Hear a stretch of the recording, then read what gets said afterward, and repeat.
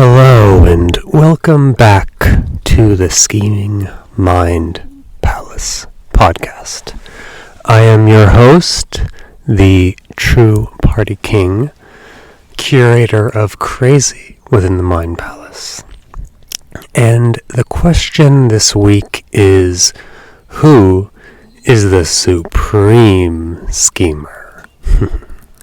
Who is Scheme Supreme within the Mind Palace Guardian? I'm trying to find a rhyme for it, but that was the best I could do at this short notice. Should have probably prepared a little bit better, but whatever. Here we are. And that is an easy question for me. But for those listening, you might think that perhaps it is I who is going to label myself as the supreme schemer. However, that is not the case. Nor is it any other single individual.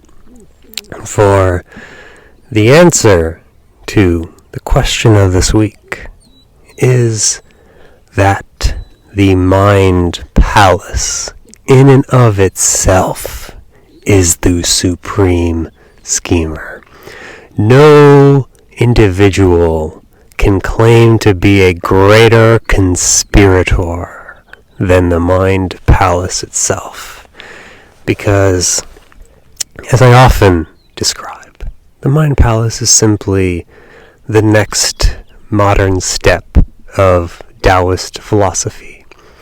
The Mind Palace of sorts is the Tao, and the Zen masters of the past would often describe the Tao as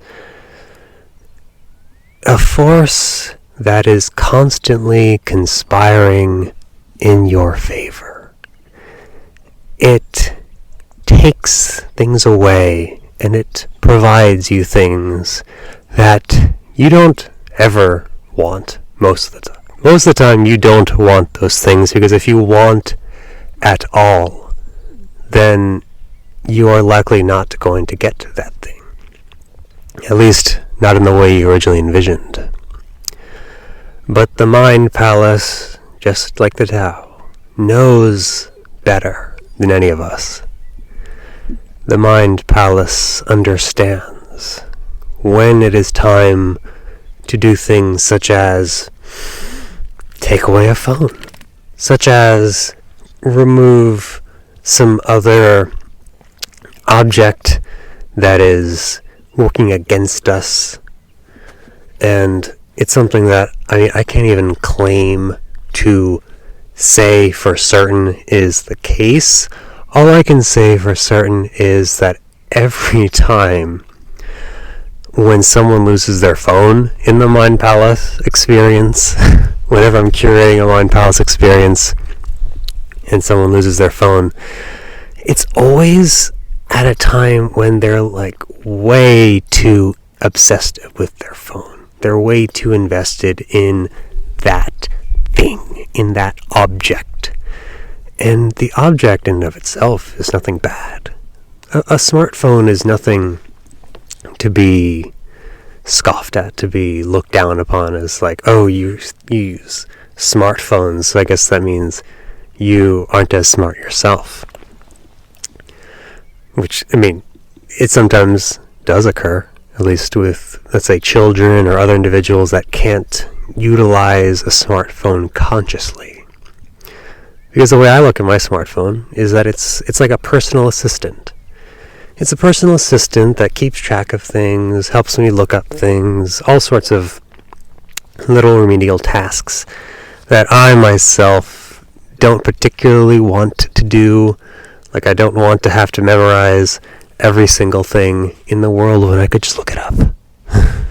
And even though I was a math major, I will admit, I sometimes use the calculator too.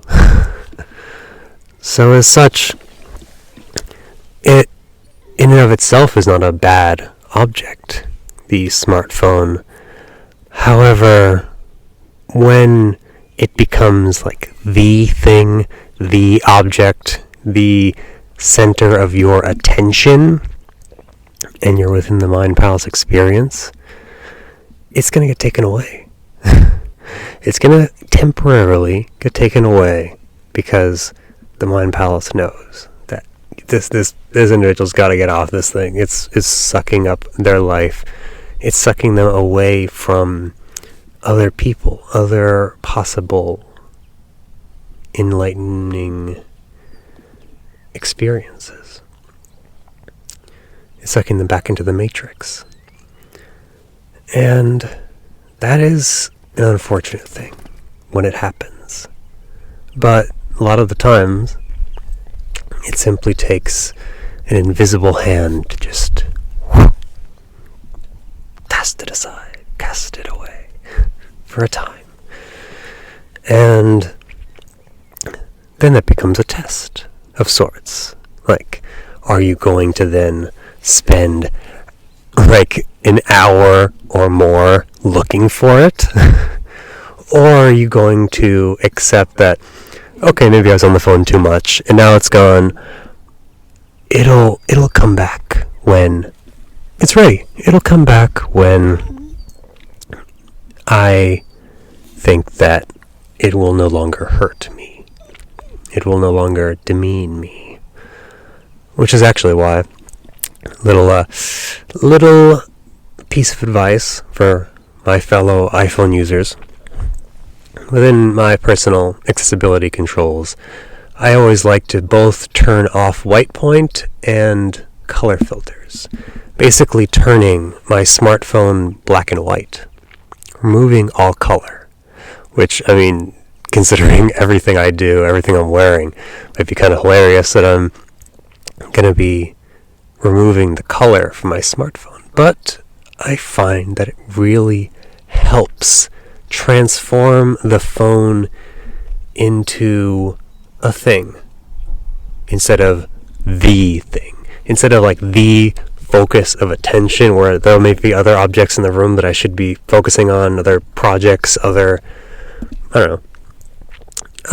things like a diary or a book that I should be reading. But because of the color, because of the fixation on it, I just can't pull myself away. But by putting it in black and white, it just makes it another object in the room that I can focus on, and I will look things up, but it doesn't hold my attention nearly as long. I quickly become bored of it. Which also, if you're a parent or are a babysitter of sorts, I highly recommend, if you're looking after a child that is super hooked on smartphones, to do the same thing for that phone. So that it becomes something that, yes, they use and can be entertained by, but it's not something that they become addicted to nearly as much. And as you can tell, that is my doggy trying to get my attention again. Stella, do you want to come? Gonna come to the camera? You want to come to the camera? Or I'll just move the camera myself. Yes, Stella? Yes, Stella. Also lay over there. Oh, say hi. And also, I'm starting to build a spider web, a neon spider web of sorts, so this open area becomes much more of what I might consider a traditional mind palace. Because I've also been graffitiing-ish this spot a bit. This bench on top of this Tuscan hill. So I can't wait to fully unveil it when it becomes 100% Mind Palace approved. But anyways, enough of that divergence.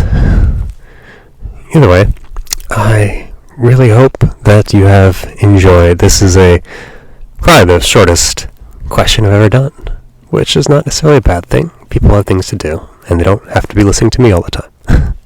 So, I wish you, fellow acolytes of the Mind Palace, my fellow woes, those who are on the That Wow journey with me. I wish you a pleasant day, sending you lots of love and kisses.